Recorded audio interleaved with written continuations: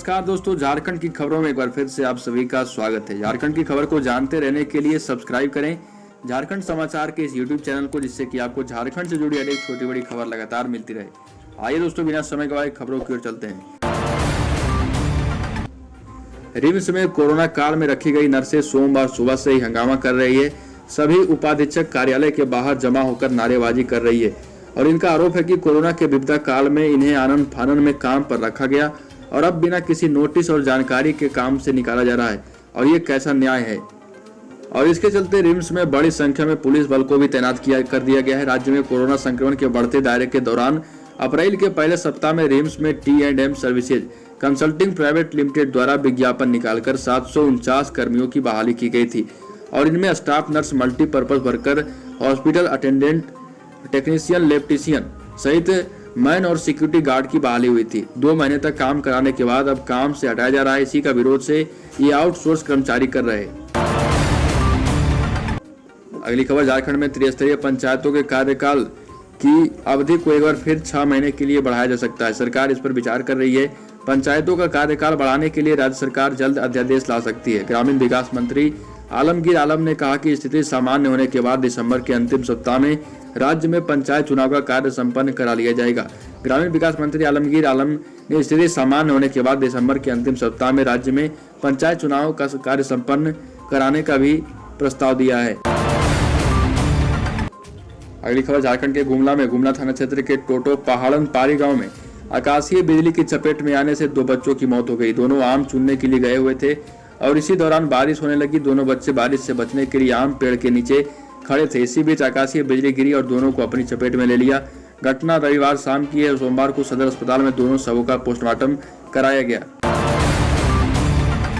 साथ ही दोस्तों, झारखंड के रांची में राज्य में कोरोना रोधी टीकाकरण की रफ्तार को एक और तेज करने की कवायद तेज कर दी गई है। इसी उद्देश्य से अब टीकाकरण के लिए फोटो युक्त राशन कार्ड को भी पहचान पत्र के रूप में मंजूरी दे दी गई है। इसको लेकर राज्य के सभी सिविल सर्जन को निर्देश जारी कर दिया गया है। अभी तक राज्य में आधार नंबर से ही वैक्सीन के लिए रजिस्ट्रेशन हो रहा था। गाँव में वैक्सीनेशन कार्य इसके कारण प्रभावित भी हो रहा था।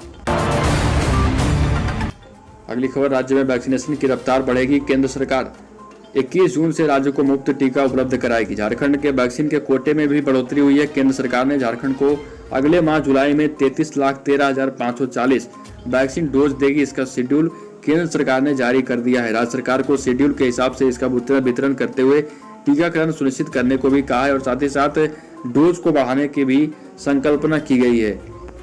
साथ ही दोस्तों, झारखंड के जमशेदपुर में इस महीने की आखिरी तारीख यानी 30 जून तक कई जरूरी काम करने की आखिरी मौके हैं।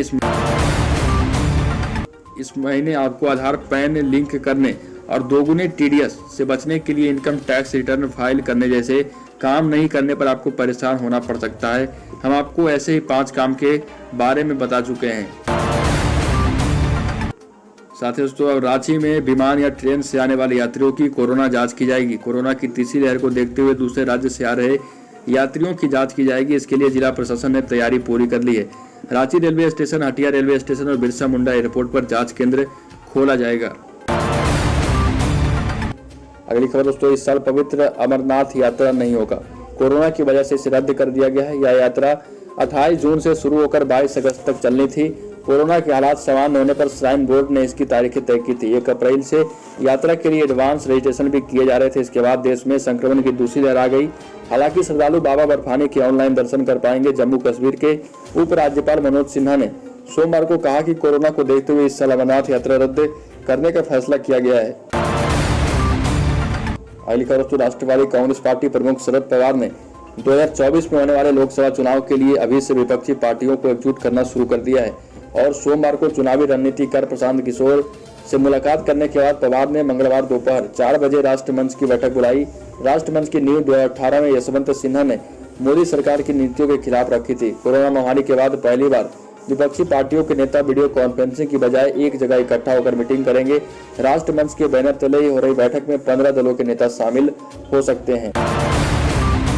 झारखंड सरकार के पूर्व मंत्री योगेंद्र साव के खिलाफ दर्ज लगभग आधा दर्जन मामलों में इनकी संलिप्तता नहीं थी। पुलिस जांच में यह खुलासा हुआ है और राजनीतिक विरोध के कारण उन पर मुकदमे लादे गए और झारखंड तक छोड़ने का फरमान जारी किया गया था, लेकिन अब इन पर से सभी मुकदमे वापस ले लिए गए हैं। अगली खबर दोस्तों, चंचला कुमारी को विश्व कुश्ती चैंपियनशिप के लिए चुना गया है और चंचला कुमारी झारखंड की पहली पहलवान बनी है। चंचला को उसकी इस उपलब्धि के लिए कुश्ती संघ के सदस्यों ने बधाई दे दी है।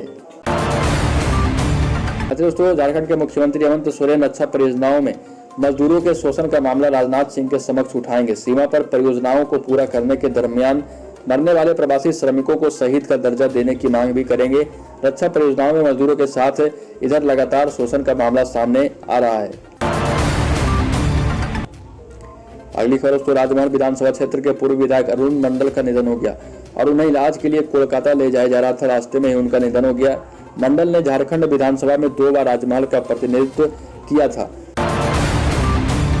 तो दोस्तों, झारखंड की खबरों में अभी के लिए इतना ही। अगर आपने अभी तक इस चैनल को सब्सक्राइब नहीं किया तो सब्सक्राइब करें झारखंड समाचार के इस यूट्यूब चैनल को, जिससे कि आपको झारखंड से जुड़ी छोटी बड़ी खबर लगातार मिलती रहे।